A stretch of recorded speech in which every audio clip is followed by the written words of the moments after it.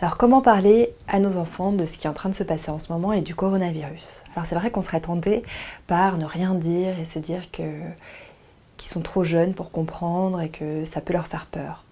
En réalité, c'est important qu'ils puissent mettre des mots sur ce qui est en train de se passer en ce moment.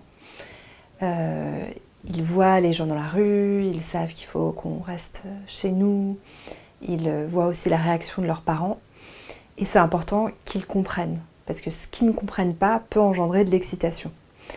Généralement, les enfants s'imaginent toujours le pire quand on ne leur donne pas les vraies explications. Ou ils sont très égocentriques aussi et ils pensent que c'est de leur faute. Donc c'est important de pouvoir trouver les bons mots et trouver le temps pour leur expliquer ce qui est en train de se passer. Pour les tout petits, de 0 à 2 ans, ils ne vont pas forcément comprendre de quoi il s'agit, ce que c'est le coronavirus. Ils vont plutôt, eux, être bouleversés par la réaction de leur entourage, de leurs parents, les angoisses. Donc c'est important de parler de ces émotions, de dire que voilà, c'est pas de leur faute si en ce moment on est peut-être un peu angoissé ou un peu stressé, qu'il se passe quelque chose dont on n'a pas forcément le contrôle et ça peut engendrer un peu d'angoisse. Donc les rassurer par rapport au fait que ce n'est pas de leur faute. Pour les enfants un peu plus âgés, de 2 à 6 ans, c'est important de partir de ce qu'ils en ont compris. Ils ont dû voir des personnes avec des masques dans la rue, ils savent qu'on n'a pas le droit de sortir de chez nous, ils ont dû entendre peut-être des rumeurs à l'école. Donc c'est important de savoir ce qu'ils en ont compris. Et de partir de là ensuite pour continuer les explications. C'est important de nommer le virus. Ce n'est pas une maladie comme les autres, c'est le coronavirus.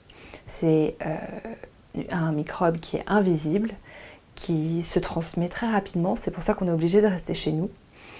Et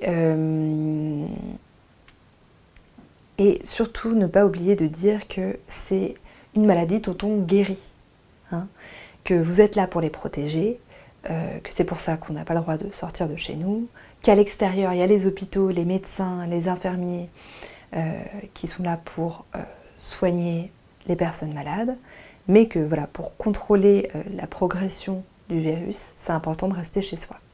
Une manière aussi pour les enfants de reprendre un petit peu le contrôle sur ce qui se passe, c'est de les mobiliser sur les mesures d'hygiène.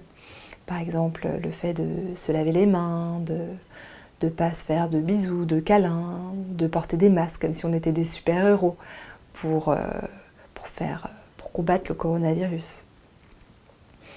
En parler aux enfants, il faut leur expliquer, il faut en parler, mais de manière limitée et encadrée. C'est-à-dire qu'on ne va pas en parler toute la journée. On va en parler une fois, on se pose calmement, on trouve le bon moment pour en parler, mais il ne faut pas que ça devienne envahissant. C'est pour ça qu'il est important aussi de ne pas laisser les chaînes d'information en continu à la maison. Ça peut être angoissant. Voilà.